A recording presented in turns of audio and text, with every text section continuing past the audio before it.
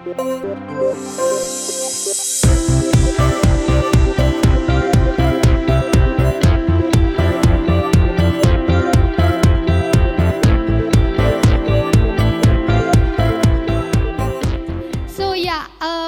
back to the second day of our Unconference, the polarizations and its discontent in the Global South, mitigations, measures, strategies, and also policies. I am Safi, and I'm so happy to meet each one of you, and then have this experience of learning and engaging in dialogues through sharing and listening to practices and challenges of polarizations around the world. I am sure that we have learned a lot yesterday. We have so many fruitful sessions, and from the first plenary sessions with many remarkable speakers on polarizations and its discontent in Global South, and then the second plenary sessions as well with digital polarizations and inclusions. And also I have to remind you again that this event is actually bilingual. As you can see on the screen, there is a QR code. You can access it, and then you can also get the device from the corner over there. Yesterday we had Miss Sakdiah Mafruf that helped us working so hard translating for us, and then we can have a big applause for her for translating for us today. So for those, I also have to remind you that our first sessions, our third plenary session, some of it will be conducted in Bahasa. So for those who need translations in English, you may approach the corner, or some of our staffs will approach you. Don't worry about it. I'm sure that everyone will get the translations needed. So today we will start with the third plenary sessions entitled Cross-Country Conversations on Polarizations of Narratives and Environmental Justice that will take place until 10 a.m. today. And then after these sessions, there will be break, and later we will continue on the second parallel sessions. So as you also have yesterday, we will be moved to several rooms, and then you can see the schedule, or some of you will be also approached by our volunteers that help you to the rooms that you want to be. And then after these second parallel sessions, we will continue after Friday prayer. So after Friday prayer and also lunch, we will not resume in this hall, but we will also go directly to the room, to the third parallel sessions. And we will continue to move back here to gather around here with the reflections, conclusion, and closing at 3:15. So please be reminded that we will come back here at 3:15. Now, I am pleased to invite Dr. Zainal Abidin Bakir, the Director of ICRS, to facilitate our first sessions today entitled Cross-Country Conversations on Polarizations of Narratives and Environmental Justice. We will have about 1 hour and 15 minutes, Pak Zainal. And then, okay, have a good plenary sessions. Thank you. Well, thank you very much, Mbak Safi. So, we will have 3 speakers. So I'd like to invite Mas Ayubi, Anna from Brazil, and Jonathan, please.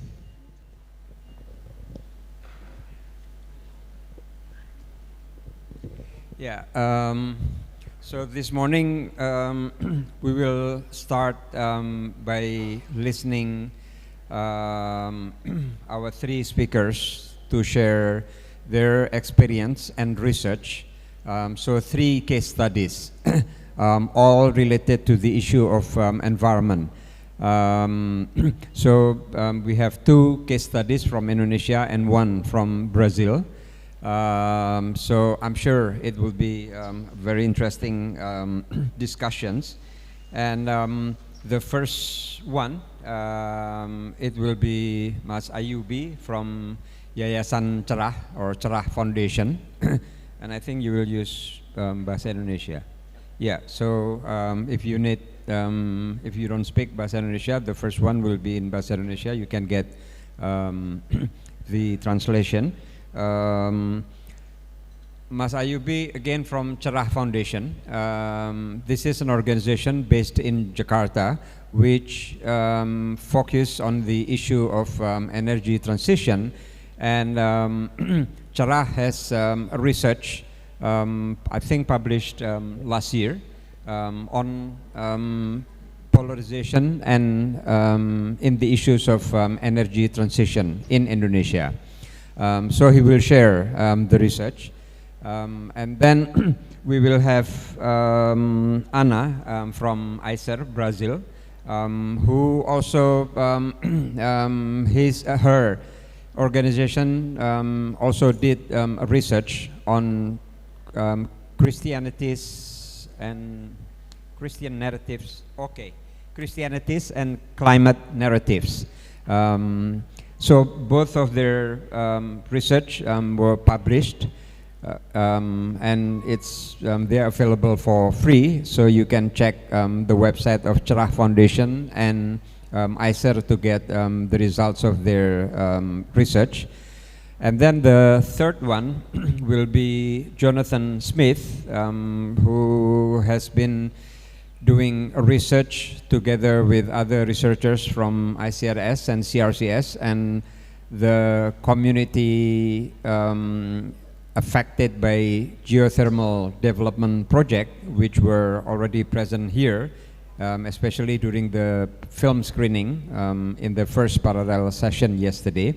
So the research team worked together with the communities to look for the issues of the polarizations of narratives in terms of geothermal, whether it's a clean, renewable energy, or is it a project which affected very significantly the social, cultural lives of the communities where the project was carried out. So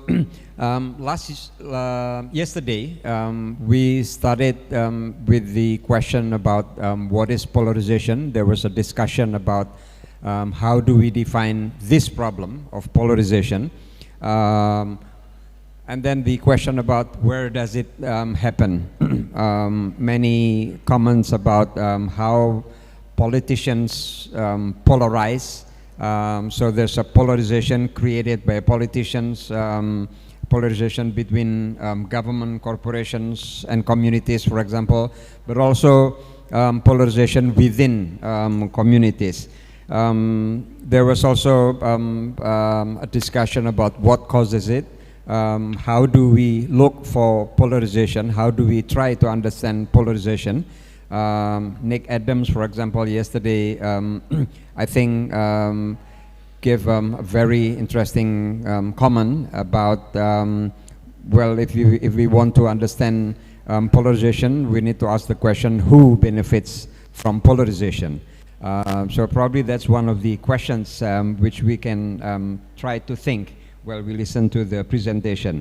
But it's also interesting, yesterday after the screening of the film on the geothermal project, Mas Ancho, who was the facilitator of that discussion, he made a claim, a strong claim actually, that polarization is necessary when we are involved in social movement. So what does it mean? And I think probably Jonathan will touch on that because it's based on the same research. So there are many of these questions, and I hope from listening to the three presentations, we can broaden our horizons of understanding about what is polarization, how does it take place, what causes it, and of course, how do we depolarize if we need to depolarize. So yeah, so yeah, I would like to give the floor now first to Mas Ayubi to present the research by Cerah Foundation on energy transition, and then continued with other speakers. So we will have time until 10, yeah. So we'll have well, about 1 hour and 15 minutes from now. And I hope we can divide the time, well, probably half for the presentations at most, and then the other half for discussions. So, Mas Ayubi, you may start, yeah, trying to answer those questions from your research, please. Yeah. Baik, terima kasih banyak Pak Zain. Thank you for this opportunity. Glad to be part of this important forum. Saya akan menjelaskan tentang temuan kami, karena memang temuan kami itu lebih banyak soal konteks Indonesia gitu. Jadi konteks untuk Cerah, jadi kami adalah organisasi masyarakat sipil yang fokus pada kerja-kerja strategi komunikasi dan kampanye untuk isu tentang iklim dan transisi energi gitu. Jadi kami berdiri sejak tahun 2018 dan kami berdiri karena pada saat itu perbincangan atau pemahaman publik terkait isu iklim dan transisi energi itu masih sangat minim. Walaupun kita tahu 2015 dunia sudah mempopulerkan isu ini melalui berbagai agreement ya, Paris Agreement dan sebagainya, tapi gaungnya belum sampai ke publik di Indonesia. Nah, singkat cerita, setelah berjalannya waktu gitu ya, banyak teman-teman yang juga fokus di isu ini, maka terjadi peningkatan pemahaman publik gitu. Publik yang tadinya misalnya ketika kita ngomongin soal bencana alam gitu ya, ngomongin soal kebanjiran dan kekeringan, itu biasanya menormalisasi itu sebagai sebuah takdir yang harus dihadapi gitu. Tapi sekarang publik udah bisa mengkorelasikan fenomena-fenomena alam itu dengan masalah-masalah yang sifatnya lebih mendasar. Apa yang terjadi di hulu gitu, misalnya bahwa ada pembabatan hutan, terus kemudian perencanaan tata kota yang tidak dilakukan dengan baik, itu semua ternyata berkontribusi pada kerusakan yang terjadi hari ini. Jadi saya ingat misalnya bahkan di awal tahun kemarin kita tahu banyak sekali banjir gitu yang terjadi dengan intensitas yang lebih besar dari biasanya, dan kalau saya cek ke belakang itu juga ternyata menjadi pola baru 5 tahunan sekali. Saya ingat 2020 dulu kita juga menghadapi hal yang sama. Jadi ada semacam pola baru yang membuat kita tuh semakin kesusahan gitu menghadapi bencana-bencana alam yang terjadi. Dan ini terjadi merata. Mau di desa kita melihat misalnya banyak kekeringan, gagal panen dan sebagainya. Kalau di kota ya kita merasakan panas yang sangat berlebih, kekeringan, dan kalau hujan ya kita langsung banjir. Kira-kira seperti itu yang terjadi. Dan kita di Cerah itu sangat concern terhadap namanya narasi. Kita melihat narasi itu sangat penting, terutama dalam isu ini. Makanya tadi saya bilang ada pergeseran narasi dari yang kita tadinya percaya bahwa bencana alam itu adalah sesuatu hal-hal yang lumrah, kita sekarang bisa mempertanyakan itu. Nah, begitu pula dengan isu transisi energi. Jadi transisi energi ini kita melihat sebagai sebuah upaya untuk mendapatkan solusi dari masalah yang sedang kita hadapi saat ini. Dan memang untuk isu transisi energi sendiri itu masih belum banyak dipahami oleh masyarakat. Nah, itu kita buktikan ketika kita melakukan studi ke beberapa daerah, dalam hal ini ada 3 di Kalimantan Timur, Jawa Barat, sama Sumatera Selatan. Kita tanya langsung ke berbagai pihak stakeholders. Di sana ada masyarakat langsung di sana, jurnalisnya, kemudian pejabat publik di lokalnya, dan bahkan ke swastanya gitu ya, dan juga beberapa organisasi masyarakat sipil. Jadi kita melihat bahwa transisi energi yang mungkin sudah ramai diperbincangkan di dunia internasional, tapi belum sampai ke level daerah. Pemahaman mereka masih terbatas soal itu. Nah, apa yang terjadi dari pemahaman yang terbatas itu? Maka narasi yang dominan yang ada di Indonesia saat ini itu adalah datangnya dari elit, di mana elit pemerintah yang kita tahu sebagai landscape-nya itu masih bergantung pada energi fosil. Kita itu masih percaya bahwa energi fosil itu masih menjadi pilihan yang logis karena dia yang paling murah gitu. Itu yang selalu digaungkan oleh elit-elit kita di Indonesia. Nah, padahal itulah kenapa Cerah berupaya untuk melakukan studi banding gitu ya, bahwa sejak setidaknya 5 tahun terakhir itu energi terbarukan itu sebenarnya lebih murah dari energi fosil. Tapi keyakinan itu yang kita masih sulit gitu untuk bisa mengatakan itu ke masyarakat gitu. Nah, jadi kita mencoba melihat lebih mendalam sebenarnya ada nggak sih potensi polarisasi yang terjadi. Nah, kalau ngomongin polarisasi ini, kalau kita coba baca literatur reviewnya, itu kan memang dimensinya ada banyak, dan saya setuju di sesi sebelumnya polarisasi itu lebih banyak karena keputusan politik gitu, political polarization. Nah, kita mencoba deep dive bahwa polarisasi itu terjadi memang kalau kita mau coba lebih dalam, itu berkaitan dengan keyakinan dan opini dari setiap pihak yang terlibat di dalamnya. Di sana layer pertama bisa seperti yang di screen, kita bisa melihat social background-nya, apa kepercayaan mereka dan lain sebagainya. Dan sebenarnya yang penting dan belum banyak dibahas adalah bagaimana masyarakat mendapatkan sumber informasinya. Nah, itulah yang menjadi fokus Cerah. Sebenarnya kita mau melihat sumber informasi yang ada di masyarakat itu yang tertinggi kan ada dua. Satu sosial media, kedua itu dari berita. Ketiga dan seterusnya itu baru dari research report, akademisi dan lain sebagainya kayak gitu. Jadi kita mau fokus di dua hal ini.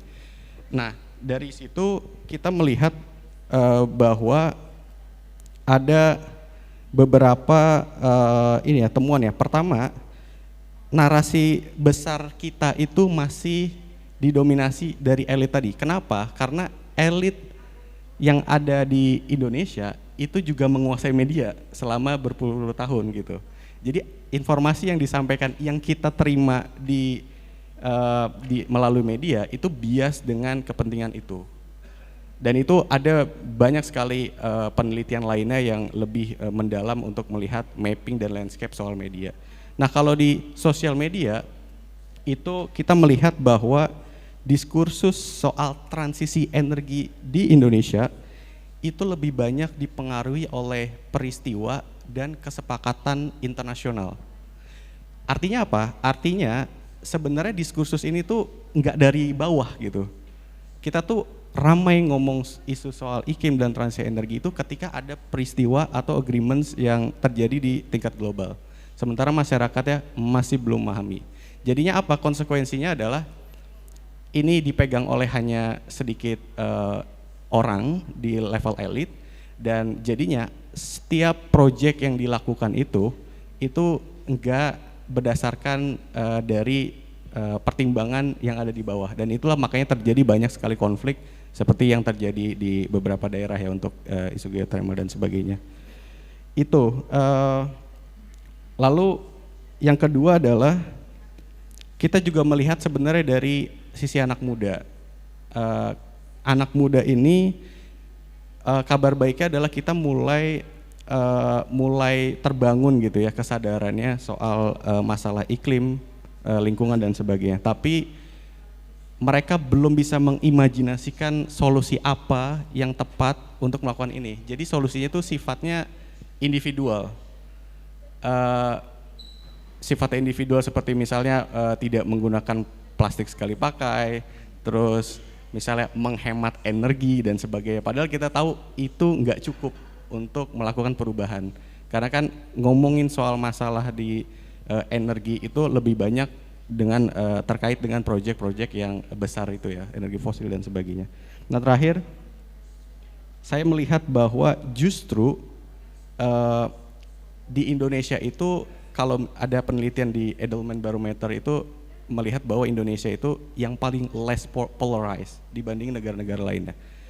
Nah dari temuan kita melihat bahwa justru polarisasi yang minimal ada di Indonesia itu justru perlu kita waspadai karena kalau kita melihat landscape-nya itu berarti lebih ke arah bahwa elit-elit yang ada di Indonesia itu semakin terkonsolidasi, jadinya nggak ada second opinion, nggak ada check and balances di sana. Dan itulah mengapa kalau tadi pertanyaannya apakah polarisasi dibutuhkan, to some extent we need polarizations to make checks and balances. Thank you. Sangat menarik, terima kasih banyak Mas Ayubi. Saya kira statement terakhir itu sangat penting dan memberikan penjelasan yang berbeda dari yang kemarin. Kenapa polarisasi dibutuhkan? Karena ketika tidak ada polarisasi, jangan-jangan karena diskursusnya dikuasai oleh didominasi oleh elit kecil itu. Itu satu hal tadi yang saya kira menarik dan nanti kita bisa lihat kaitannya dengan kasus-kasus lain. Lalu juga yang saya ingin catat tadi itu ya, soal narasi didominasi elit itu yang artinya juga tidak melihat apa yang terjadi di bawah. Okay, so thank you very much Mas Ayubi. Next Ana, from your experience in Brazil, what can you say about polarization in issues related to environment, please? Can you hear me? Yes. Hi, good morning. I'm here again, so it's an honor to be here again in this space. Thanks for having me and us. Actually, I'm representing the researchers that conducted this research we did at ISER, the Institute of Studies on Religion. I have some pamphlets and then I have some bookmarks where you can access the complete report of the research. I know I don't have too much time. Let's just put me some time here so I won't be able to share details with you, but what we did, I didn't know the foundation work, so we have similarities. We went to the field to know and to check whether how people were, especially on religious communities, Catholic and evangelicals, Christians. When I say Christian here, I mean Protestants and evangelicals in Brazil, okay, just to be easier. And we went to the field to check whether the people believe it's destiny, or how they connect, how they receive, how they interpret the narratives. Either they receive from their religious leaders and politicians that represent the groups, or about the media, how they inform themselves. And so based on the understanding that religious affinities are important, also in the construction and circulation of narratives on climate issues in Brazil, the Institute carried out this quantitative stage of the research that we are calling now Christianities and Climate Narratives. Within the scope of a project we have at the Institute since 2015 called Faith in Climate Project. This project, I'm not going to talk about that here, but it's a broader project and it's a network actually between different religious leaders in Brazil and climate scientists and climate researchers. The research aimed to produce quantitative data that would bring new perspectives on the forms of engagement, action, and recognition of people who have no connection with climate change as activists and who regularly attend the evangelical churches where they congregate. Why evangelical churches? We went to the field last year to interview people who frequently go to evangelical churches, and this year we are interviewing people who participate more on different religious events and marches and street demonstrations from the Catholic world. And why evangelical at the beginning? Because, as I mentioned yesterday, the religious profile of Brazilian people are changing. We used to be a major Catholic country, and now we are almost half and half Catholic and Protestants and evangelicals in Brazil, and this is a new element to the society in Brazil and also to the political landscape, especially because we used to call ourselves in Brazil a non-practitioner Catholic society, because Catholics in Brazil don't go to church a lot. They go frequently to the church, as opposed to a Protestant and evangelical community that they go more to the churches and they talk more about their religious affinities and beliefs outside the temples, in schools, on the street, in their political activism as a broad sense. And also because due to polarization and due to the radicalization of the politics and the behavior of some groups inside the evangelical community, I have to say and stress some groups, because the evangelical community in Brazil are very diverse. And the public debate in general in Brazil today cover the evangelical community as if they were a block, a homogeneous block, and as if everyone were ultra conservative and blind to different narratives and only followed spiritual and religious dogmas. I'm generalizing a lot here. We could talk about that later, but this is very important, and that's why we went to the field to check how people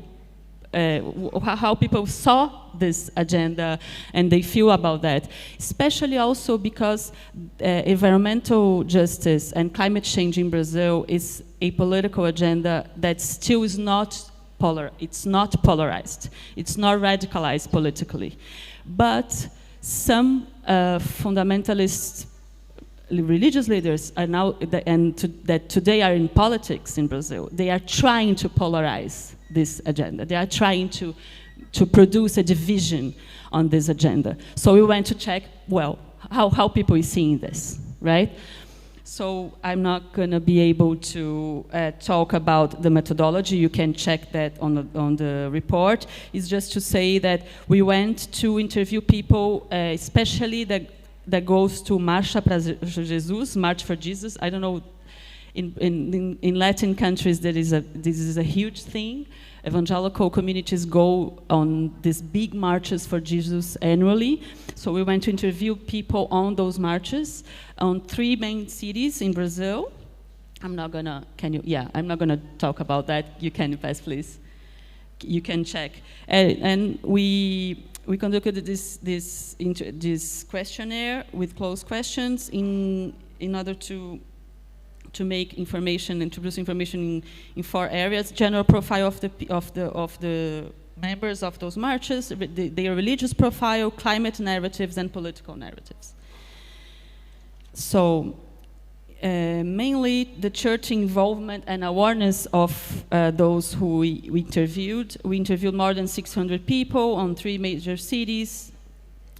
59% reported no environmental activities in their churches. But we're going to see, and you're going to see in the report, that they report no environmental activities in their churches, but they value that a lot. They think that their churches should have environmental activities, environmental workshops, and so on. The majority emphasize the importance of churches addressing environmental issues, as I said. 68% access environmental news, on the mass media news. And 49% inform themselves about those issues via internet and news websites. And when we say news websites, it's important to notice that in Brazil, especially the evangelical community, inform themselves with through specific gospel internet news channels. So, and disinformation among those channels are very important, but I won't be able to talk about that here.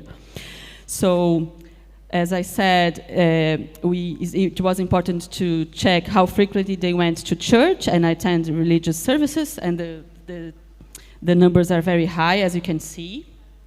I'm going to go fast on that. As I said, we asked about, do you have access to news related to environmental issues? Most of them in São Paulo, Rio de Janeiro, and Recife said that they had access to that, as I said. So, as I comment how they reported if they whether had or not activity related to environmental issues in their churches, I can see that I don't have the colors here.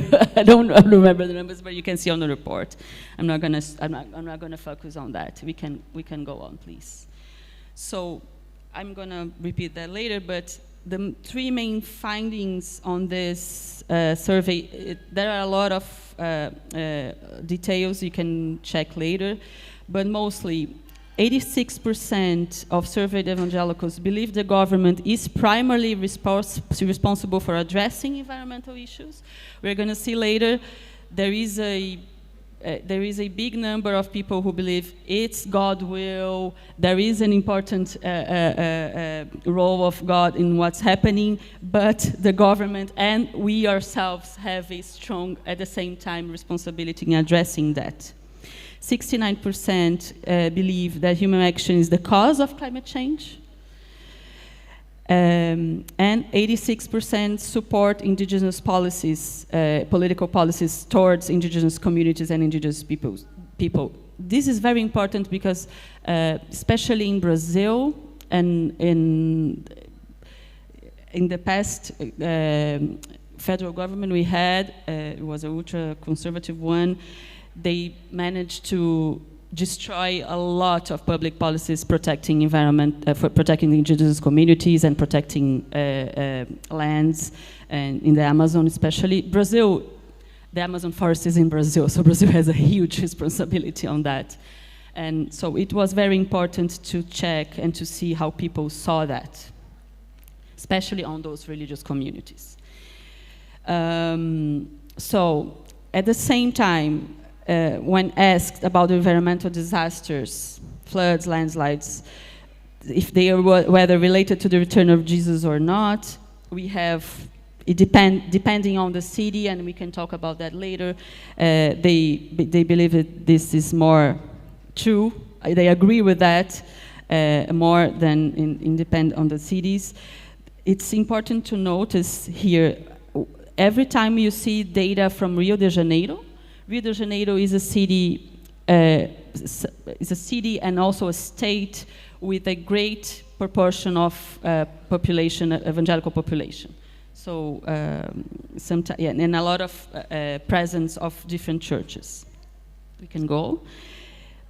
Also, we asked about whether climate change is a reflection of humanity's sins on Earth or not. So we have a change on perception of that. You can see Rio de Janeiro always as a city that it stands out a little bit on this data.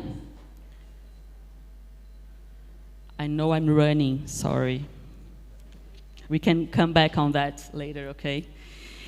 So at the same time, as I commented before, we asked if in your opinion, who is the main responsibility for climate change? If it was divine action, human action, or both. So we have like the data on the cities regarding that. Especially, there is a recognition, or there is a perception that is a divine action, but at the same time, we have a responsibility on that as humans.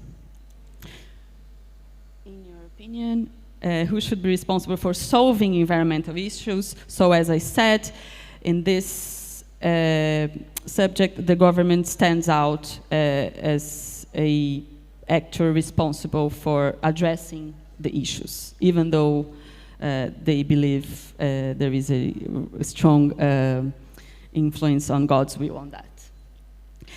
I'm not gonna, can I use 2 more minutes, Zainal? Yeah. was important, and I'm not going to focus details on that, but we also checked 3 main headlines that the former government used to use and to produce in order to polarize this agenda. It was that saying that global warming was a lie, the Amazon doesn't catch fire because it's humid. This was something that circulated a lot on news and throughout the public discourses of the former president. And the third one was no farmer has the right to invade indigenous land, because we have a land dispute in Brazil, especially on land we have forests a lot.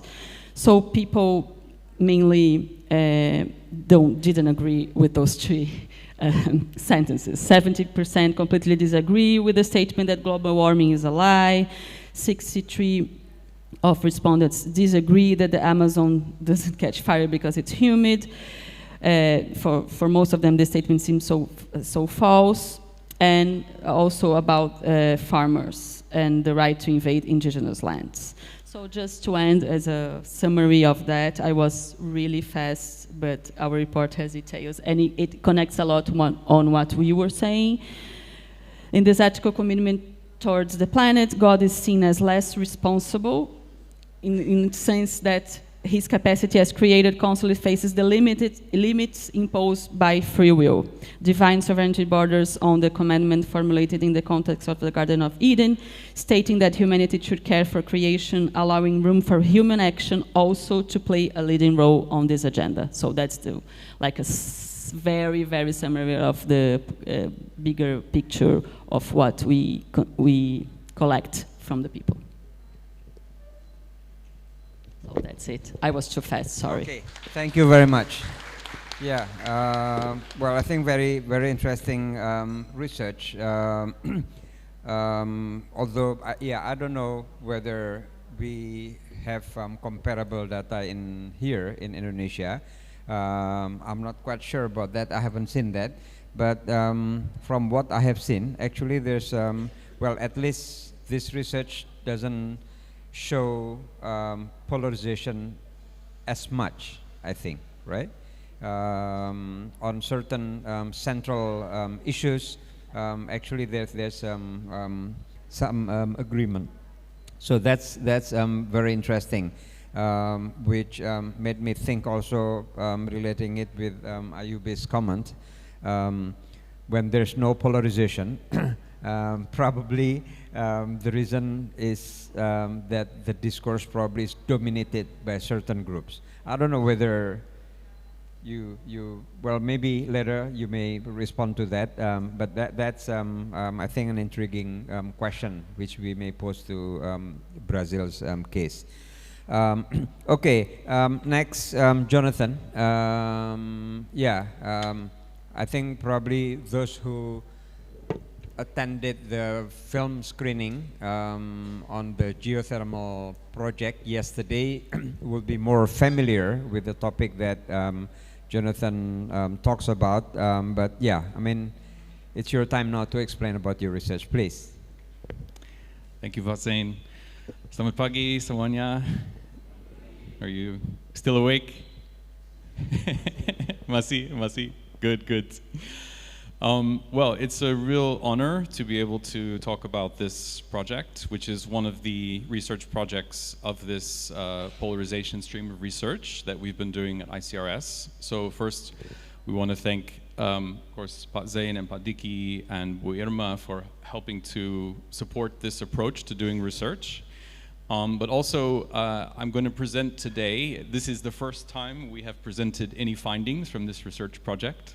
So you were the first people to hear this. I'll be honest, it's a little bit controversial, possibly, a little bit sensitive. But I think it's important for us having this discussion about environmental polarization. I'll just introduce you quickly to our research team. So in organizing this project over the last year, we had different people who worked to put the research together and coordinate it, and that is, besides me, Mas Anchu and Mbak Marta, who are sitting here. Can you just raise your hand so people see you? Yes? From CRCS? Yes? And Pak Eko from Sajogyo Institute. So he's, yeah. But the people who are the real stars of the show, or the people who really made the research possible, are our community researchers.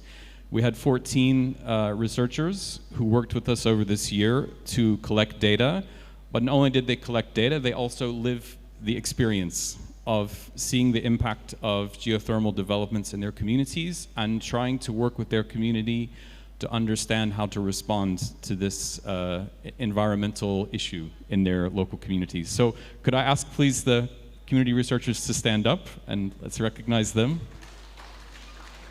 Berdiri. Sedang berdiri. Okay. Yes.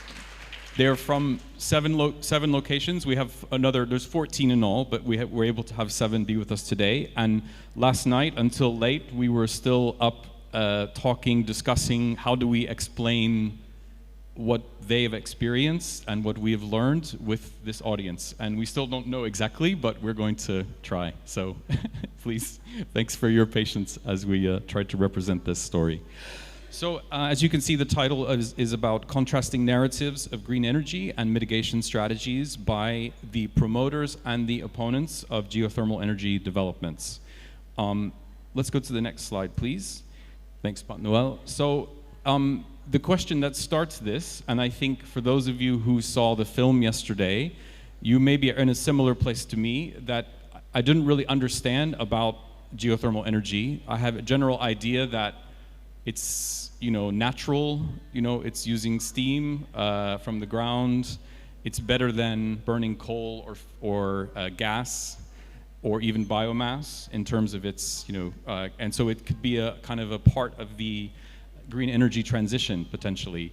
But we see in Indonesia, in these 14 cases that we have, but also there are currently 64 sites which have been designated by the Indonesian government for geothermal developments, and those sites are being auctioned to investors, to international organizations. For example, the World Bank is supporting a number of these projects in order to power this energy transition away from coal and fossil fuels power plants into what's called clean green energy. So geothermal is considered as one of these green energy transitions.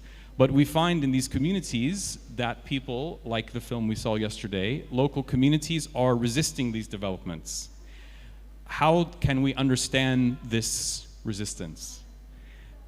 One idea is what we have this idea in the UK of what we call NIMBYs. Have you heard this term before, NIMBYs? It means not in my backyard. It's an acronym, not in my backyard. And it's the idea that, for example, when you want to build a windmill, this is in fact one of the reasons that Donald Trump doesn't like windmills. When you want to build a windmill next to a coastline, the people there don't want the windmill because it spoils their view. They want to have a view of the sea with no windmill. So the idea is that local communities will just resist any change. They want things to stay the same. They're not so worried about global climate change. They just want to, keep the environment the way it is, regardless of the benefits. So that's the idea of NIMBYs, or rejectors, or tolakers, menolak. The other idea is that these groups are actually environmental defenders. These are local and indigenous communities who are struggling to preserve their natural resources, which they manage, which they live with, which they care about. So these are two very different narratives. And what we want to do is try to figure out what is actually happening in this situation. So next slide, please. So the question then for this conference is about polarization. So in our research, it wasn't the main focus of the research, but we also wanted to look at this question about what type of polarization is happening. And in environmental polarization, as we've discussed yesterday and today, it's a very different type of issue than religious polarization, gender or other types of polarization that we've looked at. because often it involves a lot of debate, discussion, and activism, and often activism is designed to create more polarization, right? To mobilize people to adopt a narrative that is different to another narrative. So the question we have to ask then about environmental polarization, there are two main ways in which environmental polarization is classified. This is according to a recent review by Judge in 2023, is whether the polarization is actual polarization or perceived polarization. Because often in environmental issues, people have a debate about, for example, climate change, but their definition of climate change is different. Some people would say, oh, climate change is a conspiracy by Bill Gates to control the world. Or climate change is invented by scientists because they get grant money. Or other people would say, oh, climate change is actually like the communities who live now in Pekalongan or Semarang who are experiencing the rising sea levels flooding their homes. Climate change is what I'm living with. You know, it's my actual experience. So these are differences of perception and what you mean by when you talk about climate change. But actual polarization is where you can find a clear, different narrative that actually both sides know what they are talking about and they just have a difference in how they understand the issue that they're discussing. So this is what's called actual polarization. The other question about polarization is whether it is opinion polarization or intergroup polarization. And in ours, the difference is, in an opinion polarization, you could have, for example, people who debate and disagree about an issue. Should we put windmills in this location? And people have different opinions. But in intergroup polarization, these opinions become mapped over certain groups. Groups become associated with the opinions, so then opposing or supporting the position also means supporting one group and opposing the other group. And this is the type of polarization, according to Judge, that is the most negative, the most damaging polarization, because it creates a difficulty for people to make collective decisions, and it also has the potential to create social conflict.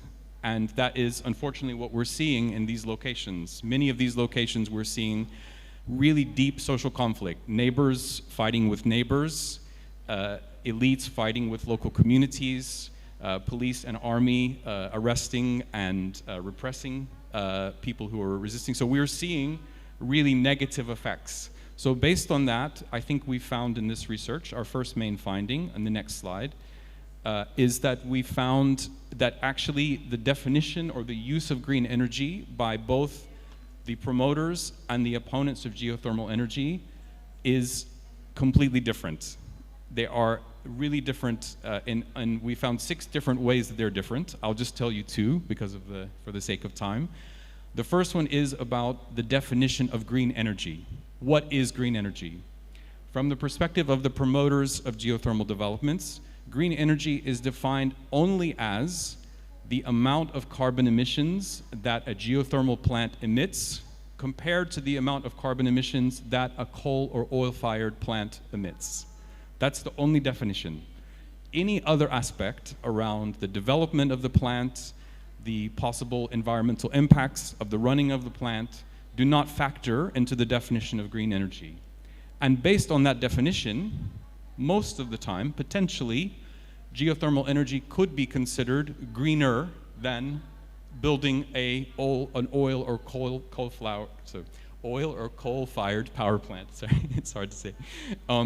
Would be considered green. But what we find from the local communities with the opposers, and as we saw in the film yesterday with Pa Eme's group in Tampomas, that the definition of green energy is about energy that supports a sustainable lifestyle in the local community. So it has to be fitting with environmental sustainability for the community. It has to fit with availability of water, clean water sources, which are affected very dramatically by geothermal developments. It has to fit with gaseous emissions, which come from plants, which affect people's health. So it is about the whole way of seeing the environment as being, the energy should fit with a green environment. and it should fit with a green economy, which is another aspect we looked at. But also, the second one that I want to say that was so different was how do the promoters and opponents of geothermal energy look at the local knowledge of the communities, the socio-cultural, religious characteristic of communities. And from the promoters of these developments, what we found is that they look at these distinct dynamics in communities as either not relevant or more commonly a barrier to their success.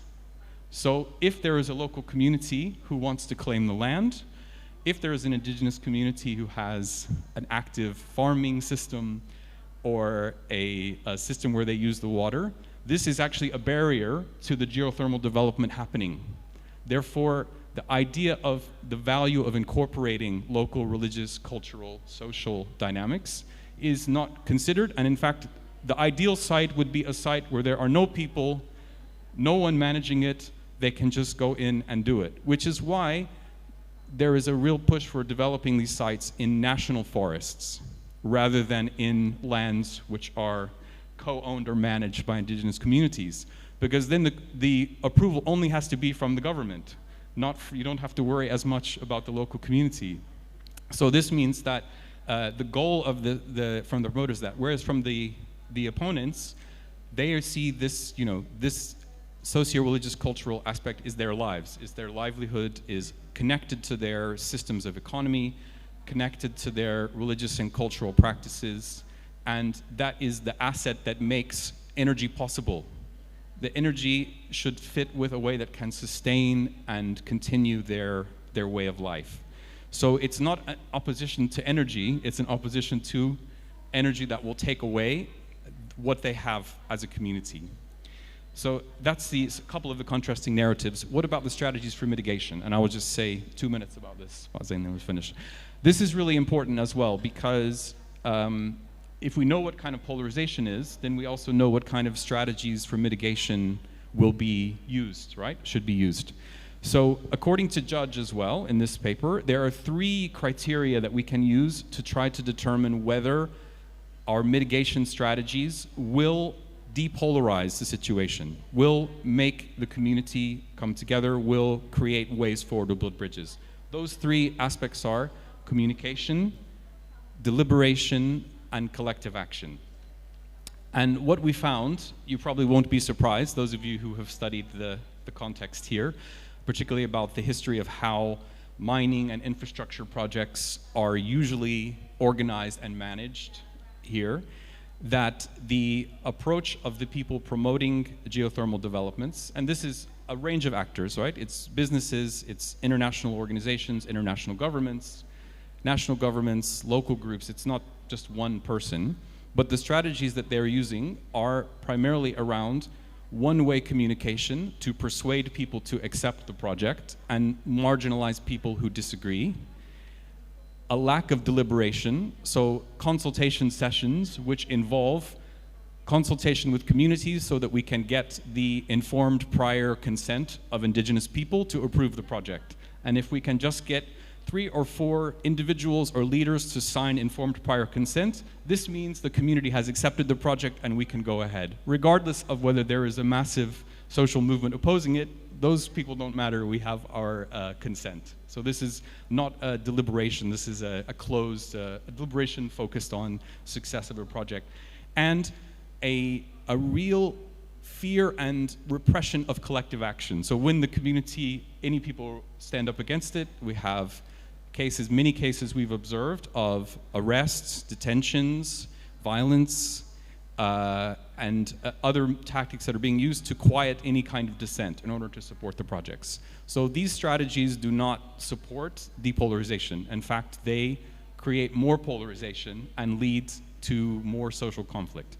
By contrast, the local activists and communities, we found, are using the methods that are effective for depolarization. So the local communities are communicating with, in our research we found, 5 different segments of the local community. We have evidence that the movements are communicating with all 5 of those segments of the local community. So elites, politicians, professional groups like farmers and others, NGOs and local organizations, and particularly with marginalized groups, particularly women's groups, young people's groups, indigenous groups. So they're communicating with all of these groups.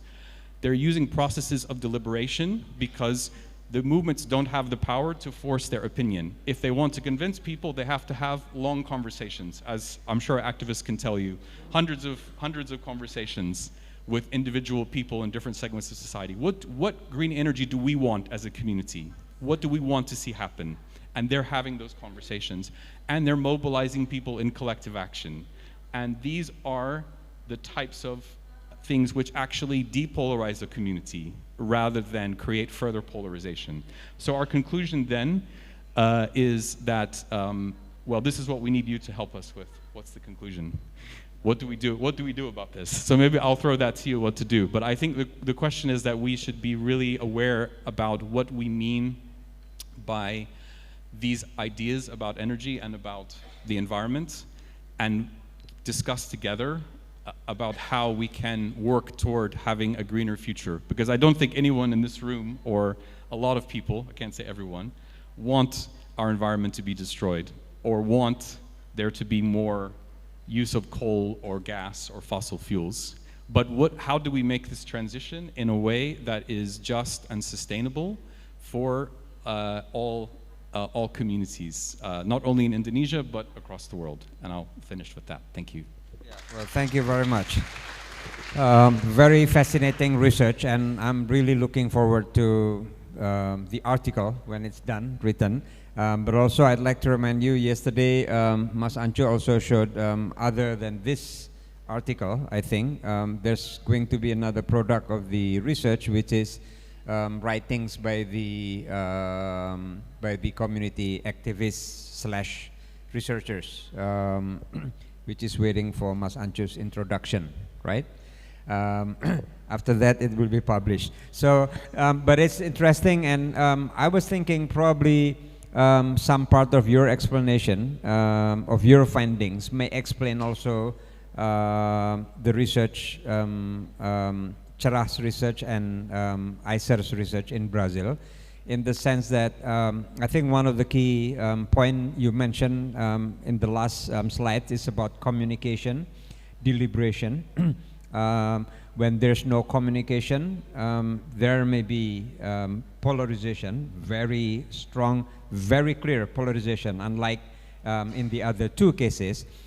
But maybe when there's no communication also, that also means the discourse is dominated by one party, and there wouldn't be polarization, like in the case explained by Cerah, and I think I also see some traces of it also in Brazil. Less polarized, that may mean, and probably that's because maybe, and this is another factor I think which is also important when we look at polarization. Different issues may have different impacts on polarization. So geothermal project, that's one thing, different from the climate narrative or from the energy transition in general. And then secondly, also the research which in Indonesia, it's also about the communities which are already impacted by the project. So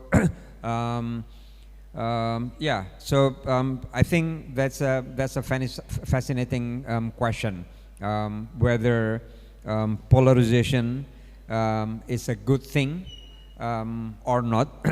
When there's no polarization, that means probably a bad thing, because there's no communication, the discourse is dominated by one party. But when there is a polarization, the solution was to communicate more and then deliberate collective action. How may we be able to do that? And in this regard, I think probably the insights from these presentations are important not only for environmental issues, but we may look at the same or similar strategies for depolarization on other issues which we have been discussing since yesterday. So I'd like to open comments and questions from the floor. Pak Diki, Kia, Eko, Alice, Marta. Okay, I think all 5 of you just say what you want to say. Quickly, I hope. Yeah, please. Mark Freeman, talks about the spectrum solution, and as I mentioned, he talks about dialogue, outreaching, and then narratives, and then institutional reform. But it seems like from the 3 presentations, it seems narratives is the sort of most important and most compelling sort of spectrum solution here. And I don't know whether this is because it relates to the environment and energy transition, but my question is there a certain formula, a certain structure in the narratives which can generate collective action and policy reform? I mean, can we learn something from strategic communication, for instance? I know Cerah Indonesia is an expert on strategic communication. So is there a formula, is there a certain structure in which we can build the narratives to convince people, the media, the powers that be, and the government to change their views on energy transition or environmental sustainability? Okay, thank you. It's very interesting, the 3 of you. And Mas Al-Ayubi, I'm very happy to hear about the research, which also relate to the disaster. I was like wondering, well, the narrative dominated by the elite and the media as well. So is there because of the sort of the ownership of the media, or because of the media freedom in Indonesia that is low, that enabled the elite to be very powerful.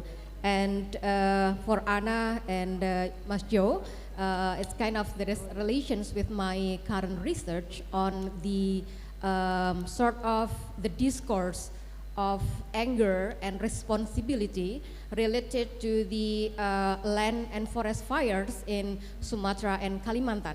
There is an interesting phenomena in the media.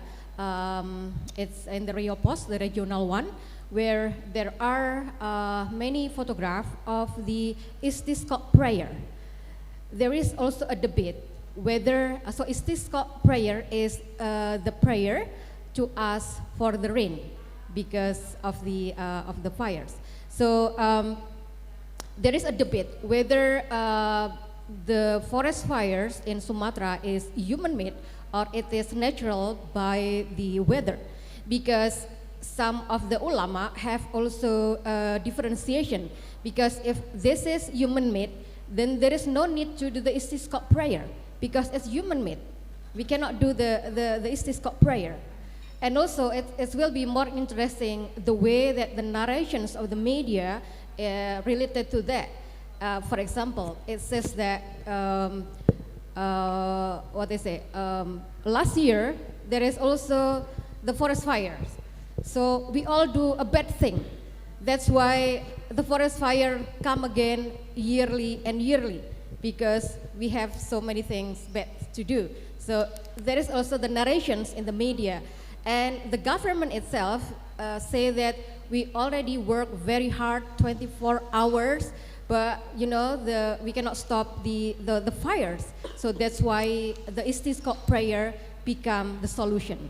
So somehow this also be in the polarization. Thank you. Yeah, thank you. Kia first.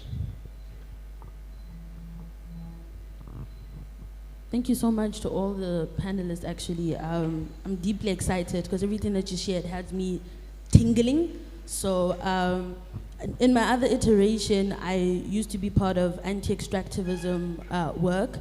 So the intersection of environmental justice and climate change, lovely.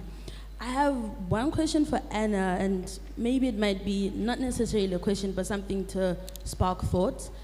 Yesterday, Nick mentioned that we should possibly look at cities as spaces for hope, and hope as an umbrella term.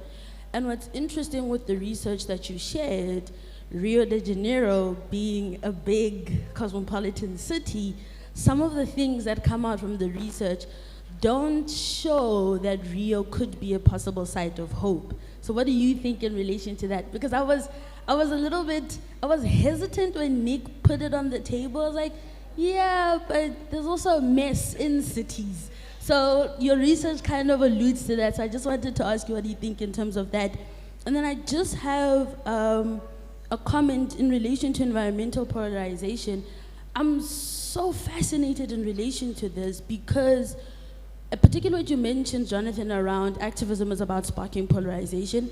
So one of the movements that I used to support was fighting titanium mining in the eastern part of South Africa. So I'm a Diba Crisis Committee, and deeply militant, and I used to do popular education for them. So we'd explain concepts like free, prior, and informed consent.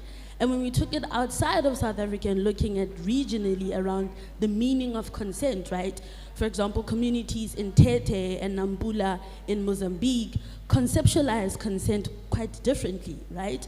So I think I'd want to have a conversation with you off the stage deeply about some of the things that you guys are seeing and what this means in relation to how do we then move forward? Because it's okay for communities to have a different perspective, and it's okay also for the elites to have the perspective that they're having. But how do we get to a point where we do protect the environment and also at the same time we do move towards a proper energy transition? Just briefly to anecdotally share, these conversations are happening in South Africa because, as you know, 90% of our electricity is generated through coal or fossil fuels burning. And what's interesting within the environmental justice struggles in South Africa is that conversations that folks are having in Indonesia at the level that you guys are doing are not happening in South Africa because the environmental justice struggle is captured by a particular elite group who see conversations with communities as just sharing with them what might happen, but not conversations of what does this mean.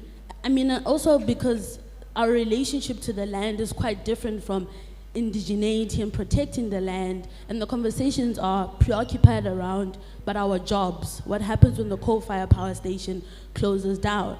So political parties and elites use that token to say we cannot think about a just transition because we actually haven't answered the question of employment. So it's not even about the environment at the moment. Thank you. Thank you very much, Kia. I think, great questions, and that's exactly actually what we're looking for here. I mean, sharing experiences, and you can talk to Jonathan not only off stage, because we will have another parallel session after this to continue the conversation here. Michael, and then after that I will go to Eko and Marta. But Marta, you don't ask question because you're part of the researcher, right? Thanks very much. I'm very interested to see the results of the study of attitudes to geothermal energy in Indonesia. Obviously, it's an arguably a benefit for this country to have so much of it available, and substituting it for coal, whatever one thinks about CO2, is clearly a benefit to this country in terms of reduction in air pollution. I wonder whether one of the reasons for skepticism of the project is the misuse of the climate narrative to destroy forests in this country. I mean, the latest example is this huge proposal to destroy the last great wilderness in Southeast Asia, in Papua, in order to grow sugarcane to put in people's motorbikes, to reduce the production of a plant fertilizer. Carbon dioxide is a plant fertilizer. The Dutch put 70% increase over background, two times, sorry, not 70%, increase over background CO2 in the atmosphere to grow more food for people in Britain, because we don't grow much food in my country. I mean, CO2 in the science is it's extremely controversial. It's not in the media, but in the science it's extremely controversial. Because if you look at the scientific evidence over the last millions of years, CO2 does not lead temperature change. Temperature change leads the production of CO2, because CO2 is mainly produced by the ocean. Humans only produce 4% annually of CO2 on Earth, 4%. It's not enough to influence the climate. In any case, 1870, when records began, was the coldest year in 2,000 years.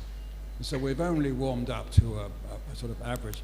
So leaving aside CO2, the problem is that it's not only scientifically controversial, it's being used here in Indonesia to promote the destruction of forests, in Sumatra as well, of course, and they replace them with monocultures for the production of biofuels, which globalists say, oh, that's good for the environment. Well, if you're in Indonesia and you see what's happening locally, it's clearly not good for the environment. So, I mean, I'm intrigued by the resistance to geothermal energy that you've found, since it's clearly, of all the transition proposals, it's clearly far and away the least ambiguous scientifically. I mean, a wind turbine, you can't even make a wind turbine without fossil fuels. They only last about 20 years, and most of the time they don't produce energy. So you have to have a gas power station. So really there's no CO2 or anything else saved by having a wind turbine as well as the gas power station. So it's hugely controversial in Britain now. But here, geothermal energy is actually, it's just unarguable, really, from any perspective, whatever view you take of carbon dioxide. So the fact that people are resisting it here is fascinating. And I just wonder whether part of it is that they've seen the misuse of climate change to wreck the environment in many places, sadly, in this country. Thank you very much. Yeah, thank you, Michael. Mas Eko, please. Mas Eko is also part of your research team, right? Yeah, don't ask question because you're part of, yeah, please. I have a question for John, but for Bu Ana and Ayubi. Thank you. I'm Eko Cahyono from Sayugyo Institute and a student in Human Ecology Faculty, Agriculture University of Bogor. I have two questions, first for Ibu Ana Carolina and the second for Mas Ayubi. Yeah, thank you, Bu Ana, your presentation. In my opinion, the majority of religion in Indonesia respond to environment crisis and climate change still in paradigm of ecological modernization. The assumption, the ecological crisis because human behavior and ethnological not environmentally friendly. So the solution to change the change behavior, save more water, save energy, reduce recycle, and etc. This is a basis, in my opinion, this is a basis of the Green Deal movement. This is not yet using the paradigm of ecological political economy. The assumption, the problem of environmental crisis is about the equal power relation. There is a structural problem, so that must be changed. For example, mining permit, deforestation due to palm oil plantation, forestry industry, and other natural capitalism politic. What your opinion based experience in Brazil and relate with your presentation earlier? The second question for Mas Ayubi. Makasih Mas Ayubi, tesis terakhir tadi soal dominasi narasi publik yang dikuasai elit itu menurut saya kuat banget, tapi saya butuh eksplorasi lebih lanjut. Bagaimana itu terjadi? Dan pandangan saya berbasis riset kami di beberapa sumber hilirisasi, salah satunya nikel di Maluku Utara, justru yang lebih buruk adalah karena ada pembungkaman serius terhadap semua kelompok elemen kritis. Pengalaman kami di Maluku Utara, kajian tentang nikel itu, kampusnya dibeli gitu, dikasih CSR, sehingga nggak ada studi kritis di sana. Jurnalisnya dibungkam, diteror, CSO-nya juga diteror gitu. Ada satu, kita bisa lihat di banyak, misalnya Morowali Utara juga, di sumber-sumber energi itu juga pengalaman dari teman-teman yang disampaikan oleh Smith tadi juga sama gitu. Ada pembungkaman sistem yang serius itu yang dilakukan baik secara politik maupun kekerasan dan lain-lain. hampir semuanya itu, sehingga nggak ada opini tanding dari Maluku Utara tentang dampak nikel misalnya, sulit sekali itu didapetin. Nah, Mas Eko boleh saya pindah ke yang berikutnya? Ya, Waktu kita terakhir saya meminta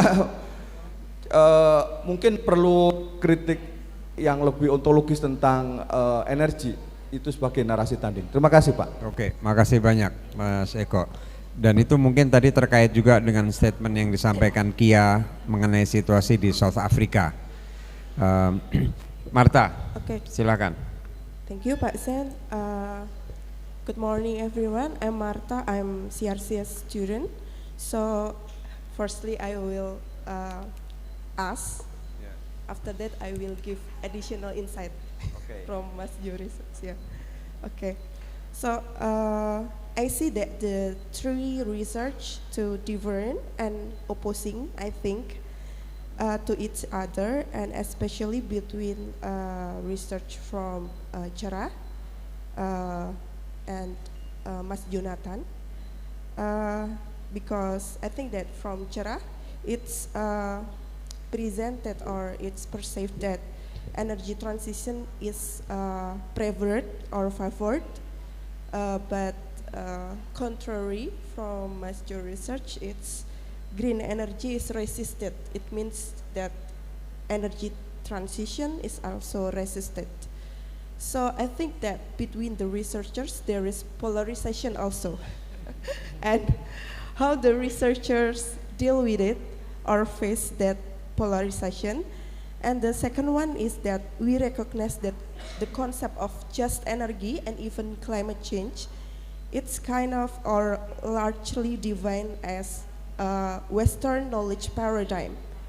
And as we know, in Indonesia or even Brazil, there are a lot of local or indigenous community, and how we contextualize the just energy and also climate change within the local communities or the indigenous communities. Because I think it's part of the colonial lens or paradigms that maybe can limit the polarization or depolarization. That's all my questions.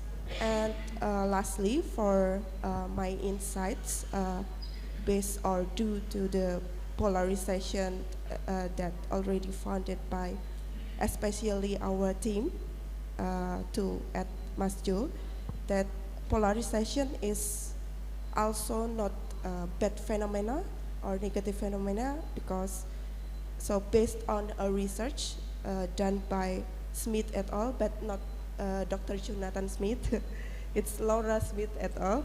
It's polarization that as a psychological foundation of collective engagement. So as the reflection of from the community, they also found that polarization is also have a positive impact to make the move and have social change.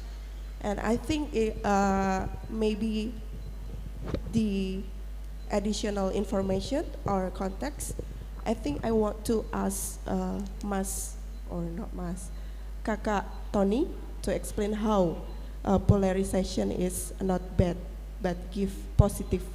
Oh, Mas Yudi, positive. Yeah, Marta, we will have parallel session after this. Yeah, I think there's, we will have, I think, more than 1 hour after this, so we can explore that more. For now, we have 5 minutes left, and so many questions. Very interesting questions. So I'll just leave it to all of you, one by one. Use the time you have to respond on. Okay, yeah. So if some of the questions are not answered now, we will have a parallel session. We can continue that.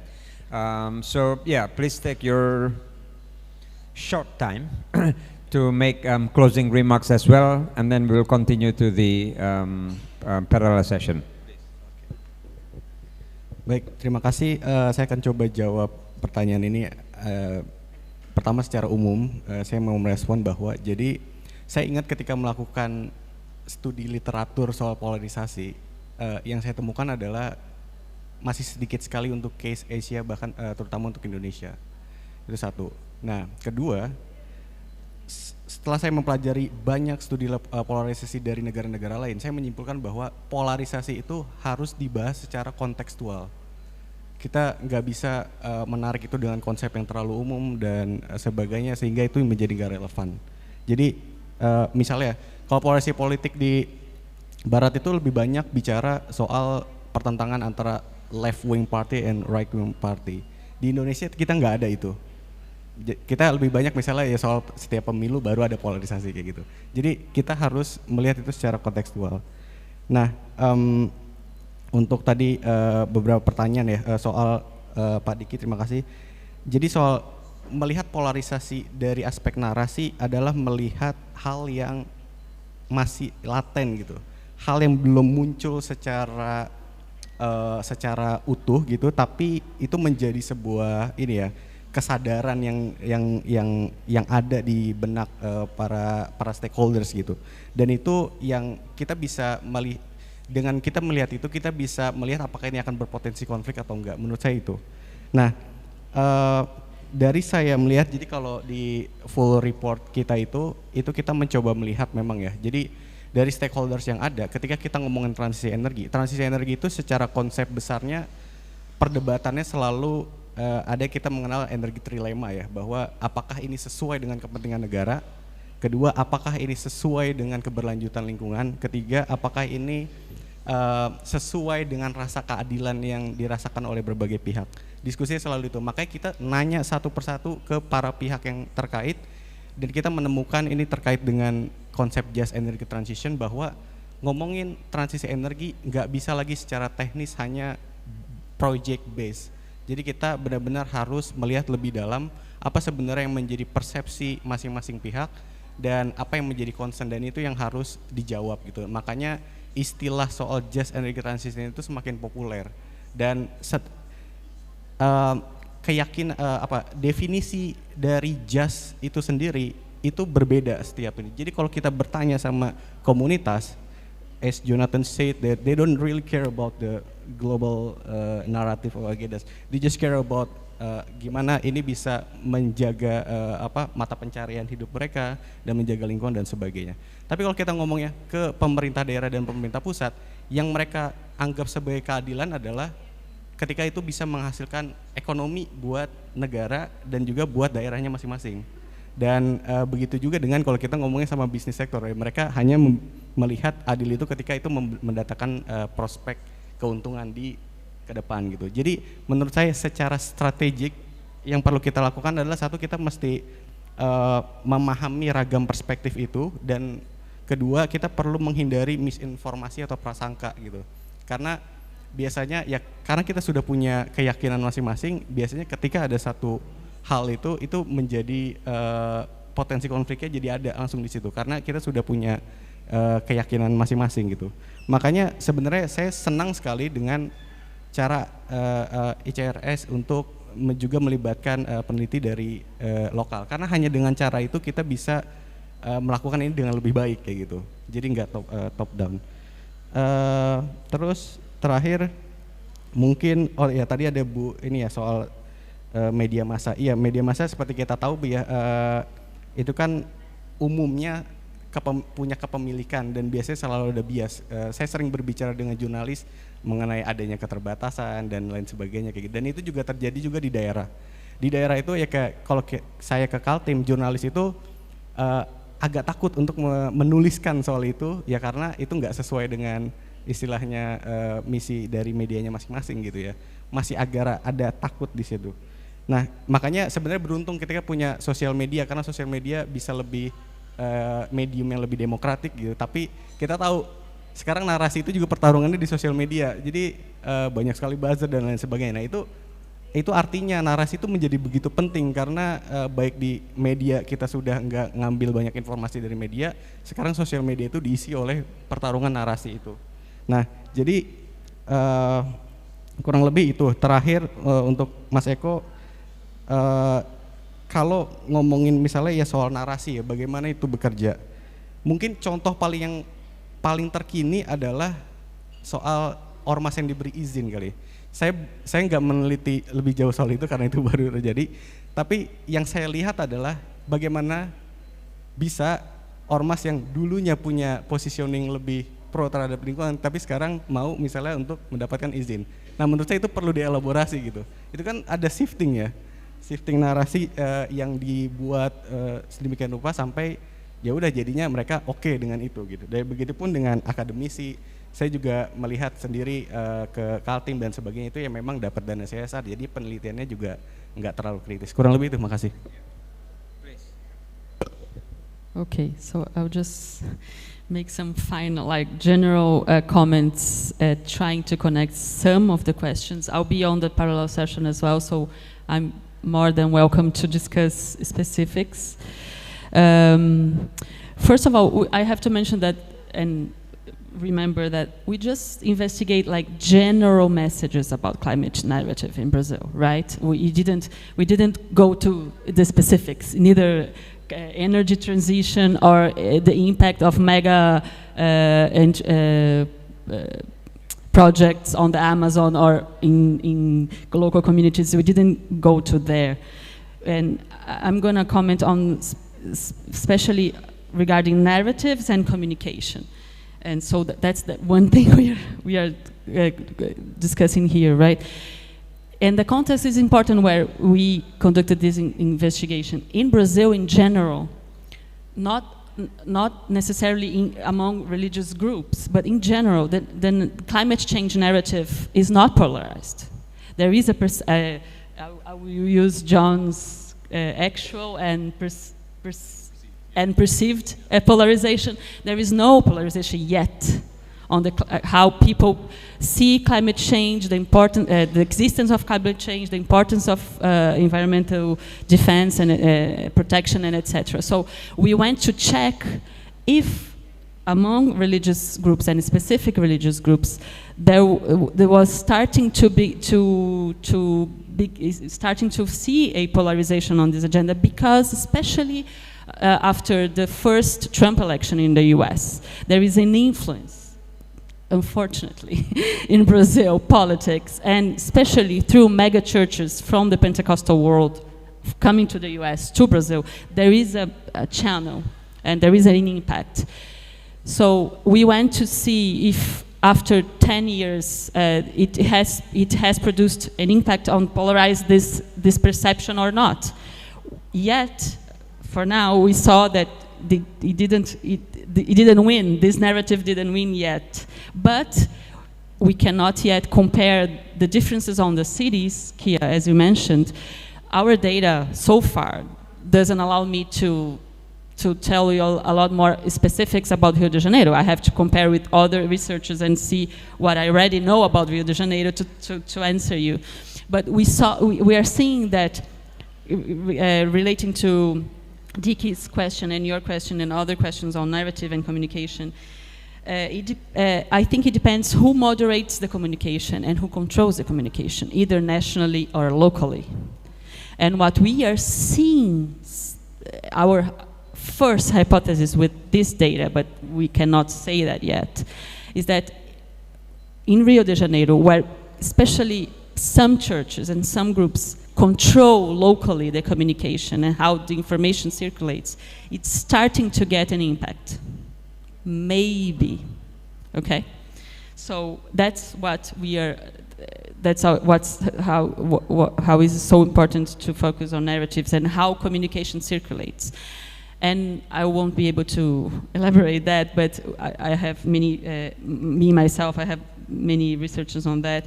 It's looking at the role of local and regional religious leaders, especially connected to the evangelical world, and how they are intermediaries of a new communication that is being produced on communities. So that's a big thing we're researching on. Jonathan, can you take your microphone?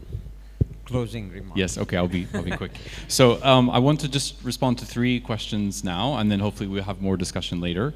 So starting with Kia's really great question about consent and local communities and elites. I think also, interestingly, your question connects to the question you asked Anna about cities. As cities as spaces of hope. I agree that as a person who loves cities, Jogja is a great city. I think it's an amazing city to live in. But in energy policy and environmental policy, it's usually determined from the top down. So what happens is, and I think we should be honest about this, the development of geothermal power in Indonesia is to power the energy demand of the cities, not to support the local communities. So in this sense, consent is reframed around, will you agree, local community farming, to accept us building a power plant that's going to damage your natural environment so that people in Jakarta can have power? Yeah? That's the question that people are being asked. So how do you understand consent from that perspective, from the local community? Because they know that they are not the beneficiary, the primary beneficiary of the policy, yeah?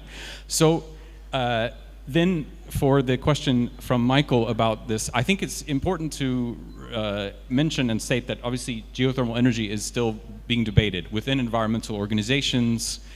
Greenpeace is having a major debate nationally and internationally about geothermal, whether it's green or not. There's big debates in a lot of, within UGM, we have to be honest that in UGM there are academics who are promoting and supporting geothermal developments. So we're not, this is not a settled question, right? This is an open question. What we're not saying is the debate is over. The question is saying we should have this discussion. The communities are asking us to deliberate about this question. So I would encourage you, Michael, because I know you like to do your own research, I would encourage you to speak to some of our local activists and also to do more reading about the actual impact of geothermal developments over time. So because some of them come from areas where there have been existing geothermal plants in Dieng and Mandailing, and in Pocoleuc it's next to an existing plant. So they have lived experience of what those developments have done to the local ecosystem. So it's not just a perception, it's an actual experience for them. And these stories get passed to other communities. So they hear the story and they think, I don't want this to happen in my community. So I think this is connected to the policy about the imposition of environmental policy on communities, with biofuels being the example. As you said, the biofuel industry, the biofuel policy of the US, this has been documented from the 1990s, was a major driver of deforestation in Malaysia and Indonesia in the early 2000s, because biofuels made palm oil plantations profitable for palm oil and for biofuels. And this drove a level of deforestation that hadn't been seen yet. So environmental policy can directly cause deforestation and environmental damage. So which is why this conversation needs to be had. So then that goes to Pat Dickie's question about the narrative. What narrative structure can generate collective action and policy reform? So I think what we've found in our research is that these narratives are effective and powerful because they are local. They spring from a local context, from people who are connected to a specific amount of land. You know, they use local languages, they use local messages. Those are the kind of messages that create collective action, or things that can bind people together across religious, ethnic, and other distances. People's care for the land, people's love for the land, and how that connects to local cultural and religious traditions.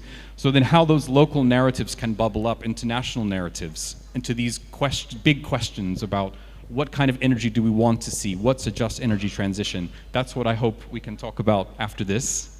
What does this mean? What kind of narratives can be developed that can depolarize and build bridges and create collective action around a just energy transition and a better environment for everyone? Thank you. Okay, yeah, thank you very much, Jonathan. I think Jonathan has very well made us a list of agenda for our next session.